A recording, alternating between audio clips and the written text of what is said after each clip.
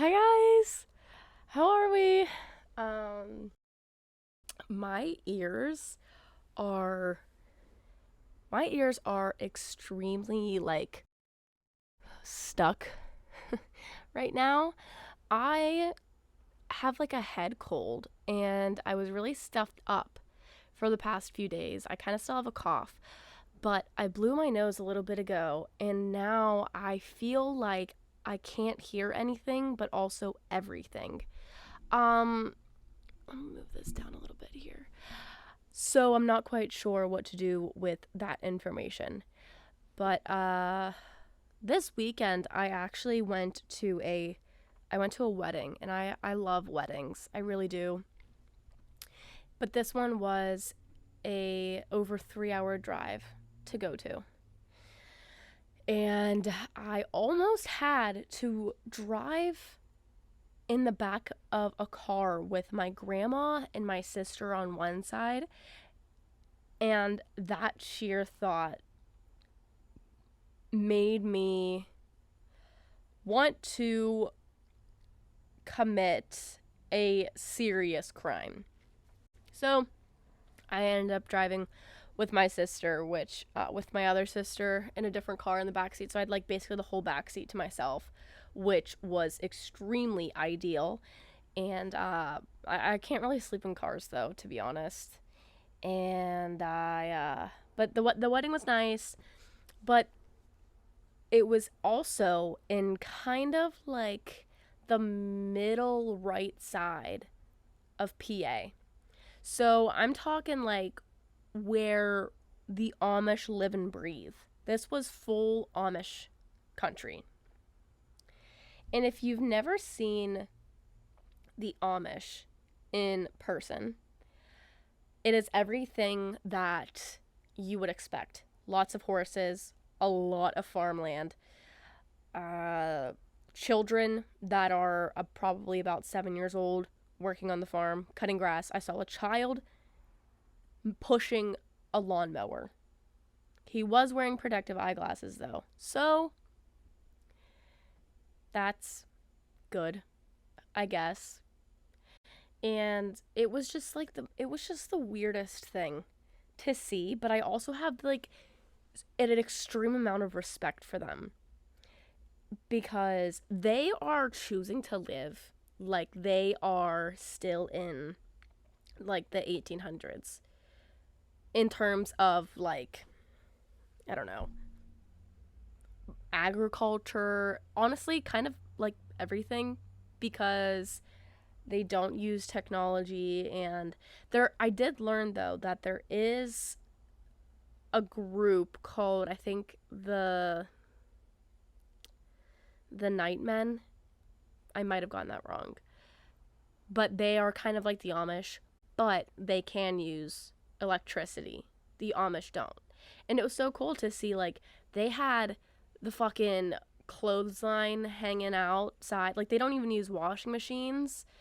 It was, I saw donkeys, horses, lots of horses, but it was generally very beautiful. And I wish I could live that life for a day and kind of just see what I'm missing out on. Can you convert to Amish, Amish, Amishness, or is it just kind of a born into it sort of situation? I also don't know what their religion is, if they have a religion. Oh, not really quite sure about that.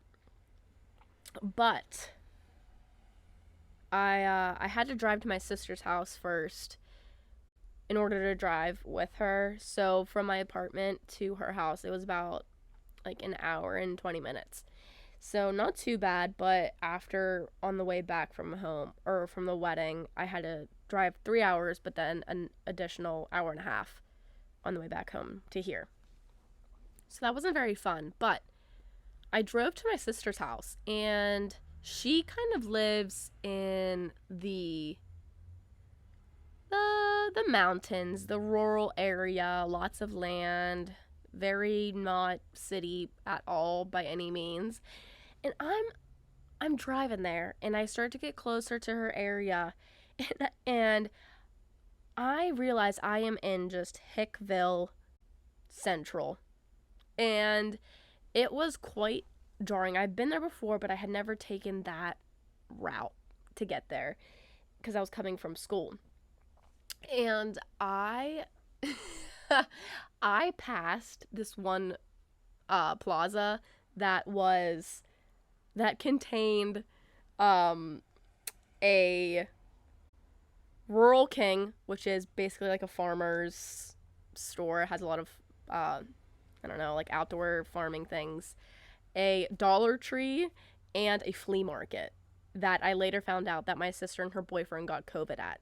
So that in and of itself was just one plaza. Like, and there was maybe one other store around it. There was a Dollar General down the street. I honestly can't remember if I saw a grocery store in the vicinity of a couple miles, to be honest. And it got me thinking about how that is just not for me. But the air smelled great and it was beautiful. So there are some tits and tats. I wonder how many times I could yawn. I'm like trying to get my ears to pop because I just feel like I can't hear anything right now. It's so bad. But yeah, that's kind of how my weekend went. I don't think anything else like monumental happened. My mommy's coming down today. She's gonna bring me my clothes for winter, my humidifier for my plants, obviously not for me. I'd rather my plants have humidity than me. But for today's episode, I was thinking about a couple of topics that I could talk about for this episode. And after process of elimination and discussion with some of my close friends, I decided to do this one today. And I kind of want to make it a series on this podcast. So it's called A Guide To. And so today, to kick it off, I'm going to do a guide to hookup culture.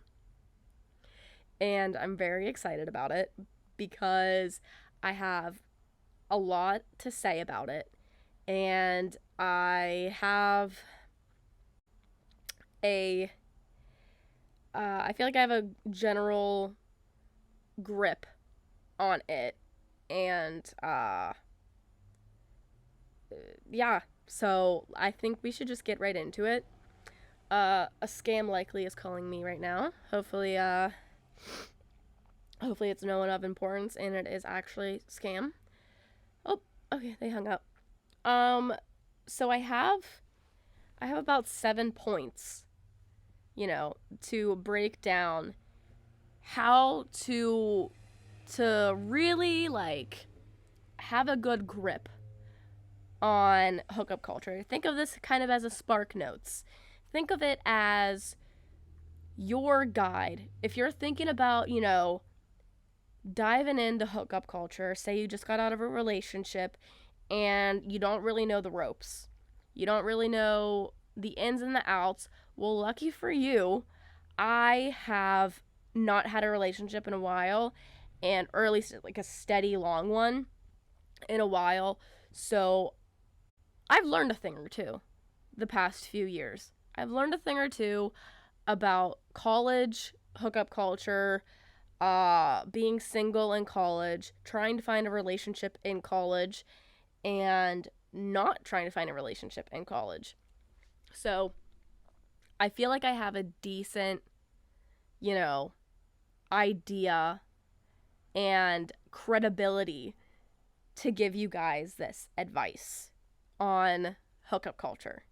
Now, if you don't know what hookup culture is, it's basically this culture that the young generation / my generation has curated, unfortunately, and it's basically where people only want to have sex or do physical things and they're not looking for a relationship. And it can get really sticky, it can get really tricky, because sometimes one or both of the people in said hookup relationship don't communicate well, and there can be a lot of miscommunication, like a lot. And I'll get into it, don't worry. But that's kind of, it's kind of this culture that can be really toxic if it's not done or executed properly. It can be pretty liberating, and it can be fun and, not harmful to your feelings and to your body and in general, if it's done strategically, safely, and, openly. So let's just dive right into it.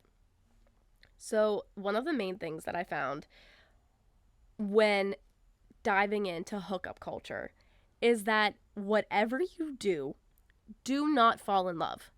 If you're someone that falls in love easily, then don't participate in hookup culture. And if you want to still participate in hooking up with people, then you need to figure out a way to separate your emotions from sex.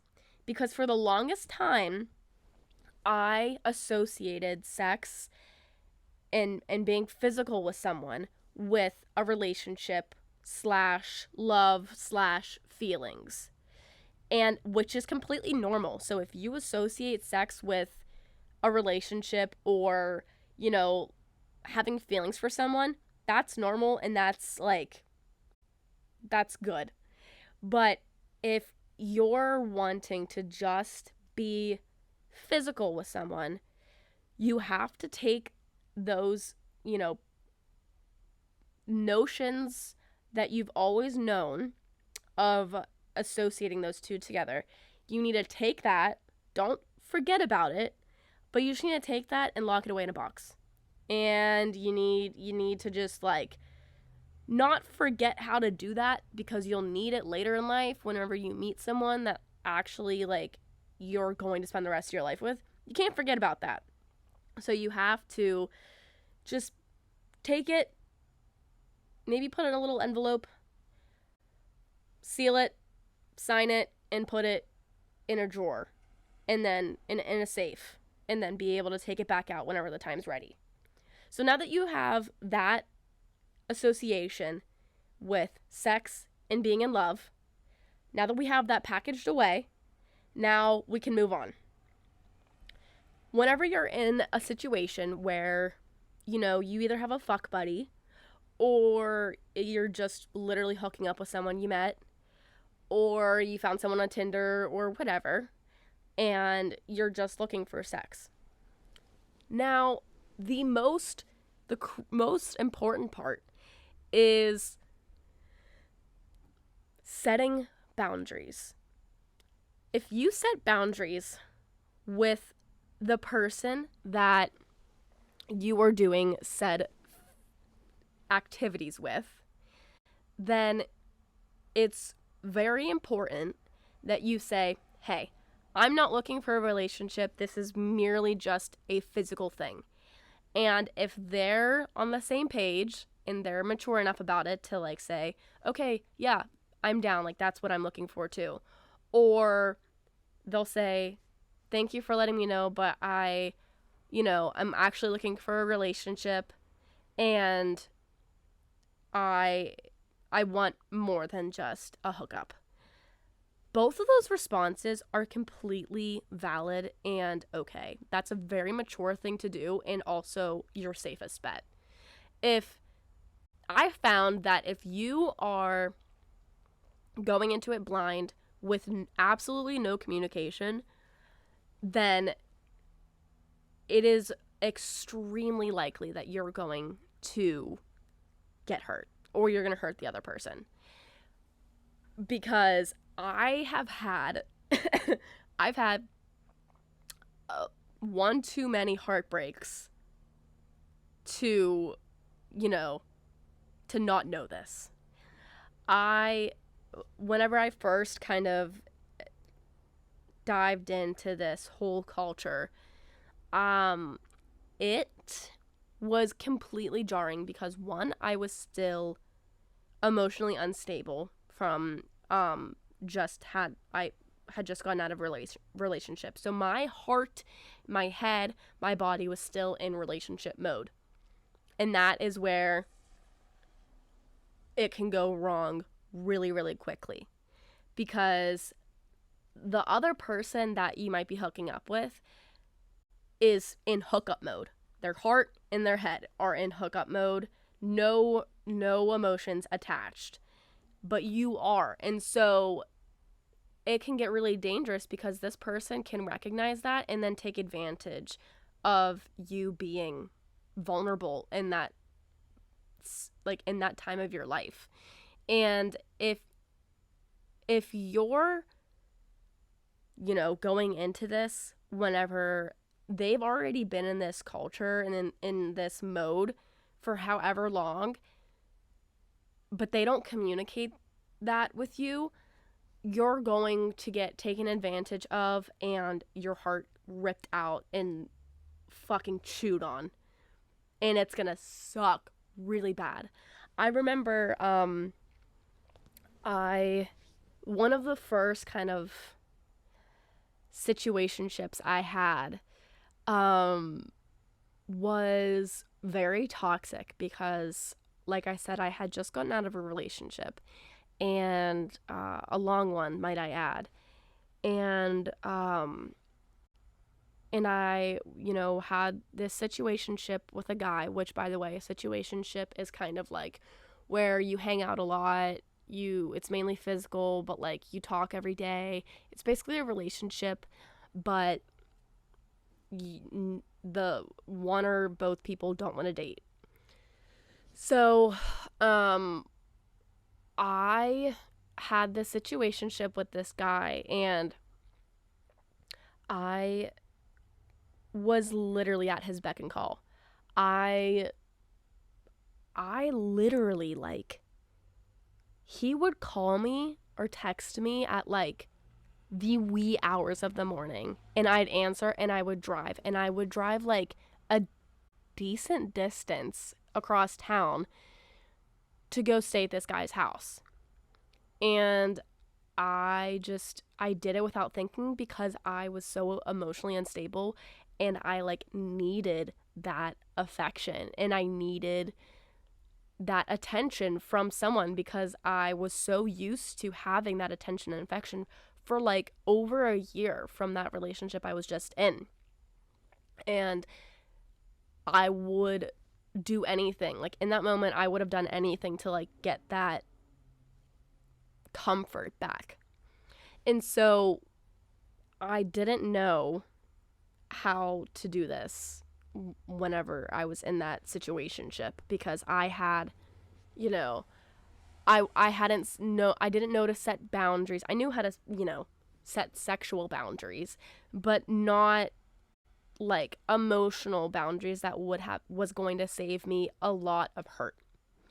And I just didn't know any better. And that's another reason why I made this episode, because if you're someone who just got into a relationship, or you've never or got out of a relationship, or you've just never kind of participated in said culture, then it can be really dangerous if you don't know, some signs of what to do and what not to do, what to look for, and how to interpret those things. So setting boundaries is genuinely rule number 1. Okay? Well, rule number 1 technically was do not fall in love. But all of the steps that I'm about to explain are needed in order for you to not fall in love when participating in said hookup culture. Okay? So here are some clear signs that Oh, wow. I have my window open right now. Sorry if you can hear all the trucks and buses and shit. But some signs that the other person only wants just sex and not a relationship. Number one, if they're only Snapchatting you mainly at night or only texting you mainly at night, that's a clear indicator that they're only kind of reserving you for nighttime. And some spicy conversations, or if you're nearby, the opportunity for a potential hookup.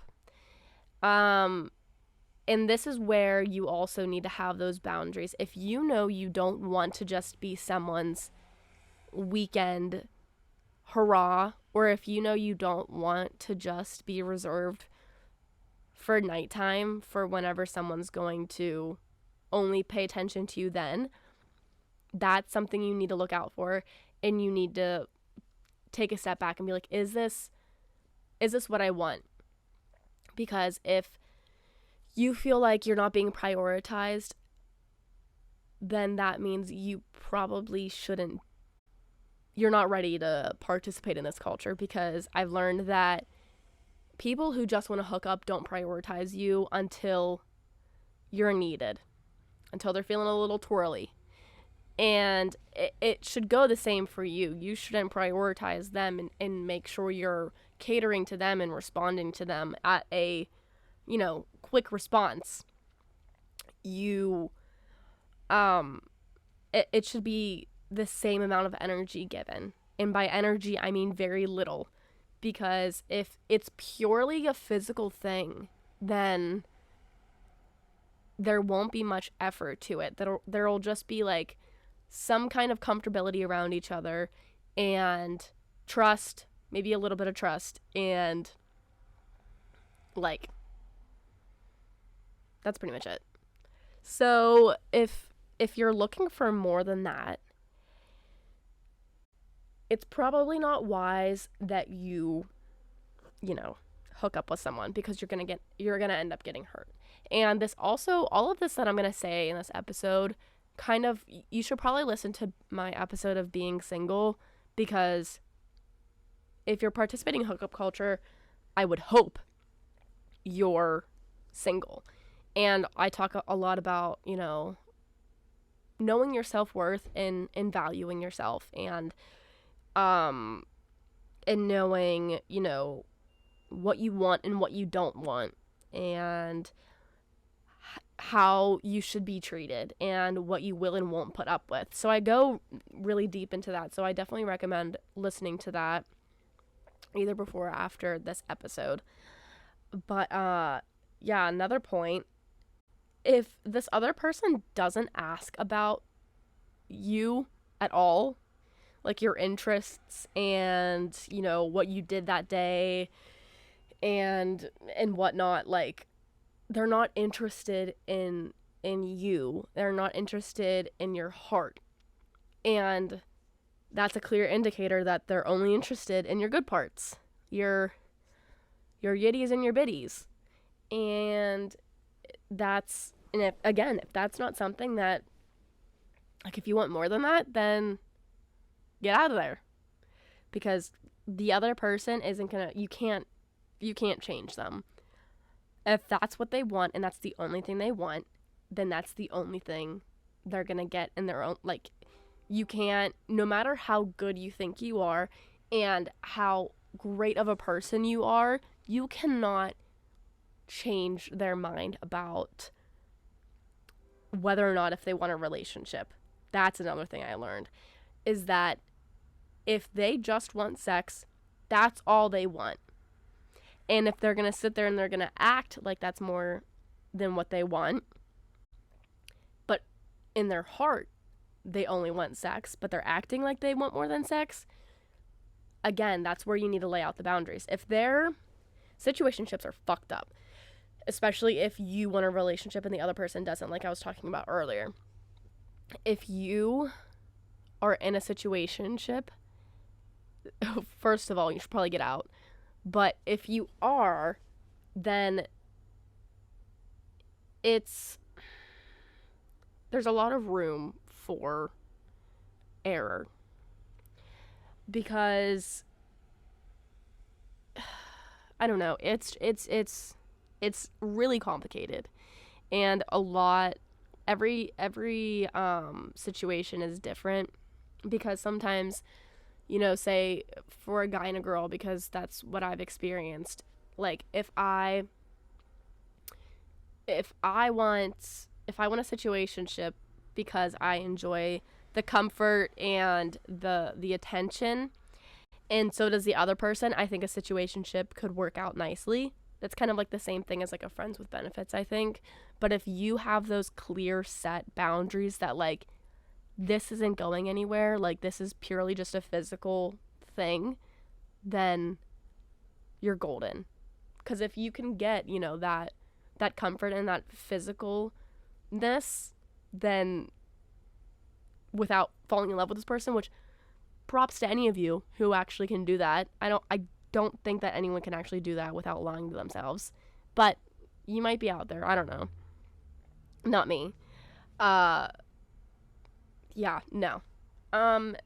If you don't have like actual conversations, or like very little to none, that's also an indicator that they don't really want a relationship with you, because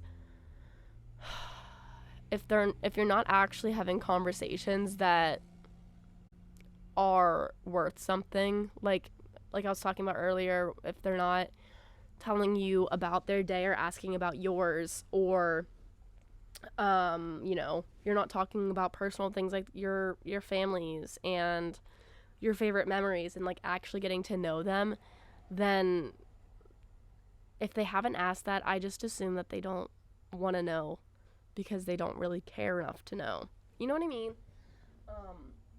Oh, my coffee. I got, oh no, ew, a little bug on it. I got like 4 shots of espresso in that, so you can imagine how my state of being was about 30 minutes ago. What's another one? And all of these things that like involve like these signs are things to pay attention to if you aren't someone who is comfortable enough in setting boundaries. So again, if you're not comfortable enough setting boundaries, one, you just gotta bite the bullet, put your big girl panties on and just do it, because you're gonna save a lot of trauma for yourself and the other person. But if for whatever reason, if that's just not going to happen realistically, then these are things that you can kind of look out for that will tell you if the other person does or doesn't want a relationship, or if it's just like a sex thing. If they never ask for your number, that probably, and it's just like a Snapchat thing, or it just kind of stays on a dating app, then that's probably also like, again, something where they're not like interested enough. And this one's kind of hard, because I've had people in the past who like also just want sex but ask for my number. And if they do ask for your number, like after you've been Snapchatting, don't get too excited, because it could just be like that they don't like using Snapchat, or beep, or they, they're coming over your house tonight and they, want you to send them your location or whatever the fuck. Like, another important thing about hookup culture is that you can't overthink things. Like if a guy, which feels very counterintuitive of everything I'm saying right now, because it's like, you have to take all of these points with a grain of salt, guys. Like I've said probably many times before, take everything I say with a grain of salt. Because a guy, like the next points that I make about things that they might want more than just sex, those points could still literally like mean nothing, because people, typically guys, are just very confusing and frustrating. So yeah, if they don't ask for your number, that'll typically mean that, it's not going anywhere. Yeah, no. It's probably just going to be a little game, cuz guys like to play games. I'm sure girls do too, but guys are known for it. So, clear signs that this person might want more than sex or whatever. They might, they're interested in hanging out with you during the day. That could mean that they're interested in exploring a deeper relationship with you.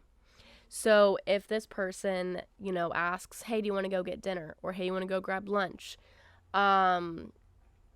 If you hadn't already been hanging out. Basically, if they ask you on a date, if they take you on more than 2 dates, I'd say that's a pretty good indicator that they are interested in more than just sex with you. Now, that isn't always true, because they could take you on multiple dates but still say that they only want sex, which is really fucked up, because it just doesn't make sense. Like, why are you taking me on a date if you don't want to date me? However, I'm not going to question it, because free food. So I usually just let guys do that, their own thing. I don't really pay attention too much on how many dates I'm going on. Typically it's none. In hookup culture, it's really just like a in and out situation, metaphorically and physically, in and out. So if they want something more than just sex, they're probably gonna ask about your day. They're gonna text you frequently, whether that be text on Snapchat, text on, like, not messaging Snapchat, but like photo snapping but with text over it, or actually texting you, or calling you. If they're calling you just to talk, babe, but that I want to say 9 times out of 10 they're probably wanting more than just sex. Now, let's keep in mind, guys, what did I say about boundaries? If you met this person on Tinder and they are, calling you, but you only wanted sex, and you're getting these signs that they want something more, you got to stop them right there, and you got to say, hey, I just want to reiterate that, like, I don't want a relationship. That's just not what I'm looking for right now. Because they might start falling in love with you. Listen, if you're listening to this podcast, you're probably hot and awesome. So you got to say, hey, buddy, I can tell you're falling in love with me, and I need you to pipe it down a little bit, because it's not what I'm looking for. And if that is what you're looking for, that's awesome. But we can't continue this, because I'm not looking for that. And that's just, I don't want that expectation, and I don't want that pressure. Again, setting these boundaries is extremely important, but it's also extremely hard and kind of uncomfortable, because you're basically rejecting someone, especially in that scenario. And setting boundaries is nice whenever you say, hey, this is what I want, this is what I'm not looking for. And then they say, okay, yeah, same. And you're like, oh, okay, that's great. But sometimes there are going to be those situations where you have to say, listen, you got to look at the signs, look at it logistically, write it down, list it out of their behaviors. Now, you can't hyperanalyze them, because their behaviors are sometimes a little different than their actual intentions. So if a guy is acting a certain way, that doesn't always mean that he wants that. So if he's doing all of these things that, like, the clear indicators that they might want something more than sex, if they're doing all these things, that doesn't always mean that they want something more than sex, because men are very, very complex and dumb. So, moving on. If they, like I said earlier, if they ask you about your life, and how your day went. If they're calling you on the phone, that might mean that they want, they're interested in getting to know you and your heart and not just your biddies and your yitties. You know what I mean? So, like I said earlier, also, if they take you on a date more than once, that's tread carefully with that, because you never know. Free food, I usually, see, all these points are so hard because it's like, if you just ask straight up, hey, what are you looking for in this? Hey, do you want a relationship? Hey, is this just a physical thing? You save so much time, energy, probably money, probably faking it, probably not actually enjoying yourself, winning an Oscar. So, yeah, if they start, if a guy starts showing you random pictures from his camera roll, I think that's like their subtle way of saying like, hey, I like you. With like unprompted, you didn't even ask to see said pictures. They just like whip out their camera roll and they're like, oh yeah, this is my dog from whenever I was 6 years old. Look at how stinking cute he is. Oh yeah, this is whenever I went to Myrtle Beach with my mom and my dad back in 2013. You're like, okay, nice. Okay. But like unprompted, and they just start doing that. I think that's like their way of like saying, hey, I want to show you my heart, not just my yitty, you know? Good morning texts. I wrote this, and do what you will with this information, because not all the time, again, this means that they want more than sex, but typically if a guy only wants sex, aka hookup culture, they're not going to send you these good morning texts or these good night texts every night. Like, they're not going to do these things because their emotions are so far gone that they're only left with the hormones that are coming from their testicles. So, yeah, you gotta take these signs with a grain of salt, guys, because you just never know. You never really know anyone's true intentions if you're not going to set these boundaries. That's why it's so important to establish these boundaries. If there's one thing I've learned, if I had a gun in my head and said, you're only allowed to say one thing you learned about hookup culture and these weird relationships, it's that setting boundaries will save you a lot of time, a lot of heartbreak, and a lot of trust issues. I have developed severe trust issues because I kind of put a lot of trust in this person that I was quote unquote talking to, and I hadn't kind of dissociated my emotions with being physical with someone, and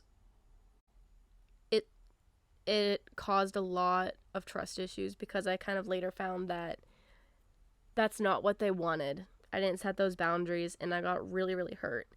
And I got really emotionally attached to this person because I had put so much trust in them. And it's so unfair because, like, they're fine. And it was just kind of me who got the shit end of the stick because I was so emotionally invested in this person and in this situationship that I was in. Because I hadn't, one, set boundaries, and two, separated those two aspects of, emotions, falling in love, caring deeply, caring about their well-being, making sure they're being tended to and feeling comfortable. And then also just, being physical and that being it. So I hadn't really separated those two. And that's what caused me a lot of pain and really solidified my trust issues. And so now it's kind of made me hostile when it comes to guys because I just immediately assume that they're gonna just tear me to shreds. Or like it's made me almost more cynical, and it's really upsetting to admit, but it's made me cynical in a way that I just assume that every guy on the planet that talks to me only wants one thing. And it's kind of made me, back out a little bit, because I am such a lovey-dovey person.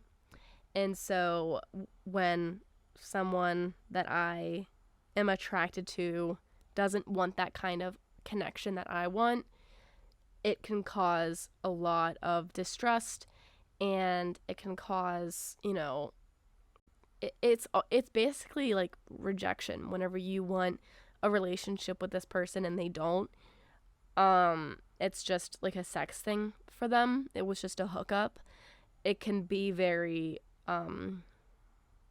jarring and very, very upsetting when you give yourself to this person and you expect them to give you themselves back on a deeper level, because that's, again, you hadn't disassociated emotion with sex, and so you're still kind of expecting that deeper connection, but you're not going to get that. And I want to say 90% of the time in college, you're not going to get it, because especially if you go to a big school, there's just such a huge pool of people that you, like, guys specifically, and I'm going to target them just because that's what I've had experience with, like, they just, like, I don't know what it is, like, I want to be a dude for a day, a dude that goes to my college. I just want to, like, understand the way they think and why they think the way they think and why they do what they do. Like, why they treat certain girls that they hook up with like their girlfriend, but actually don't want a girlfriend. It, like, is extremely baffling and complex. And if you haven't been able to tell yet, I am still struggling with that separation of emotion and hookup. But I've definitely gotten better at it. Still sometimes can get hurt because I'm a hopeless romantic, okay? I'm a hopeless romantic, but I also enjoy having a good time. So that's where things can get complicated. But just know, if you're walking into hookup culture and you want to say, hey, I'm going to test the waters, just know you're probably not going to get out. You're not going to get out of that closet unhurt. So, hate to be the bearer of bad news, Miss Debbie Downer today, but you probably will cry at least once. Especially whenever you find them, like, you're like with them and, it's a Friday night and you're with them in their bed and you see their phone and it's like, 32 new Tinder matches. You're like, oh, good stuff. And lastly, avoid sleepovers at all costs. I found that this is the most effective method to dissociating my emotions with the sex part, because I love sleep. I find comfort in sleep. I associate sleep with, trust and in connection. So whenever I say you hook up with someone that you have been talking to for like a week now from a dating app, and you go over there and you sleep over.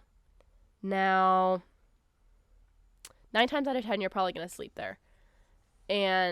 But if you have the chance to not stay there and you can walk home safely in a close vicinity, and or you can Uber, do that. If you have those options, or a friend can come pick you up, if you have those options, take it. Do not, like, set that boundary for yourself that, like, I'm not going to stay at this person's house because I know that physically sleeping with someone and waking up next to them is too much of a relationship element for me. I need to not do that in order for me to not get my heart ripped to fucking shreds. Then so be it. If that's like, and that kind of like, I'll probably talk about this in another, like, a guide too, but, it's kind of also a chase for guys, because the less available you are to guys, the better chance you have of making them chase you. We don't chase men. Ladies, if you're listening, we do not chase men. We attract them, because as soon as we become unavailable to them, they are fully available to us. And I know I'm right. I know I am. I'm 50% of the time I am wrong, and this is the other 50 right now, because I am right. Yeah, so if you have a sleepover with them, leave as soon as possible. Do not stay. Do not go to breakfast. Do not sit there and have a cup of coffee with them. Just wake up. It's better if they're still sleeping, because, again, if you've set that boundary where it's like, that they only want sex, you get out of there. It's not mean. Ladies, stop worrying about if you're going to be mean to them. Stop it. Okay? Just do it. Get out of there. Call an Uber. Call me. Most of the people listening right now are within this city or are close to me. Call me. I'll come get you, girl. If you got to get out of there, because if you stay any longer, you're going to get stuck, then, ooh, little puppy, then call me. I'll come get you if it's going to save a heartbreak. Okay? So, anyways, I think that's it. I think that kind of covers it a little bit. I could probably think of about, like, 18 more points, but due to time and attention spans, I am going to have to wrap it up today. So, yeah, I hope you enjoyed this episode, and if you did, you can follow the pod on Instagram at Argue with the Wall, but the with is a W, and you can subscribe to the YouTube channel, because I also video record these, and it can feel like you're actually sitting in my living room with me. Or not. You could listen to the audio version on wherever you get podcasts: Spotify, Apple Music, Amazon Podcasts, Apple Podcasts, whatever the fuck. Typically where you stream your music, you can find podcasts. So, you can also follow the pod on wherever you're streaming it as well and rate it. I know you can on Spotify at least. And, yeah, I post every Tuesday. I try to, at least. And so I will see you guys next week.